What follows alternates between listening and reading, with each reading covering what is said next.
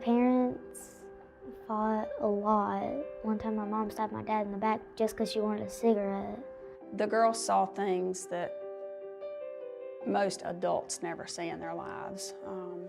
Just the violence and the way that they treated each other. The mother was in her early 30s and had a history of substance abuse dating back to about age 14. The father, he also had substance abuse issues, terrible anger problems. When my mom stabbed my dad in the back, me and my sister would just huddle up against each other, just sitting there crying, because they did it right in front of us. They originally were placed with the maternal grandmother, who was afraid of mom and dad, essentially. So she contacted my husband, because they're first cousins, and asked if we would consider taking the girls, because she knew that we were foster parents. For these girls, it was the perfect space for them. I've always said that God didn't send Emma and Sarah to Scott and Lisa. God sent Scott and Lisa to Emma and Sarah. And I'll never forget the very first night at our house. Emma was only 5 and she was just as cute as she could be, but she hopped up in that chair and she leaned over the ledge and she looked at me and she said, "Do y'all fight?" And how do you answer that for a 5-year-old? Why does a 5-year-old even know to ask a question like that? That it's just so sad. And of course, you know, we told her no. And she learned pretty quickly that, you know, we had a more calm environment. Meanwhile, Sarah was diagnosed with brain cancer and it was terminal. The expectancy was only 9 to 12 months. Their case kind of shows the urgency of timelines.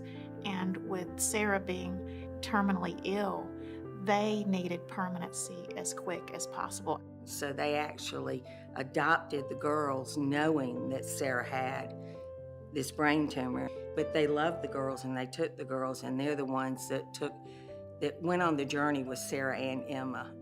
Her birthday party in April, we had this big event at our church, and then she aspirated on something that somebody gave her, and she ended up with aspiration pneumonia. And after that, she kind of started declining rapidly and passed away on June the 27th of 2016. And unfortunately, Emma has been the one that has to kind of sit back and be the strong one. She's been through a lot with it, Scott and Lisa. If she has a question or wants to talk about it, they have a really good way of talking with her. She has been in therapy, and she has just handled things like a champ. You know, she has days where she's very sad, and she's learned to express those feelings. Well, the thing that would make me the happiest is if Sarah came back to Earth and we got to spend more time together.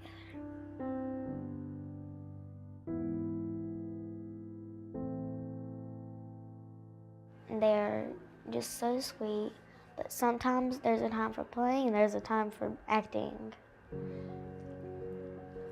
responsible. Children, they know what's good for them. They yearn for stability. They want limits. I used to get in trouble about not putting up the dishes in the right spot, not turning off the lights, and it's just great. Every child needs to have a place that's their place, that they know that is gonna always be there for them. They need the stability of having a spot. We have 3 dogs. The Bryants are a little talkative. And I'm one of them. I mean, life is just better than it used to be. She didn't deserve the hand she was dealt, but I'm so excited for her because she has such good parents. The more family you can have around and supporting these children, the better off that they are. Mom has now been sober for 3 years and Dad has been sober for 2 years. She's very attached to her parents and she loves them dearly, and we have told her, we will never take their place. They're always going to be your parents. You have 2 mamas and you have 2 daddies, and that's fine. I have lots and lots of cousins, friends, family, 2 sets of parents. I couldn't ask for anything better.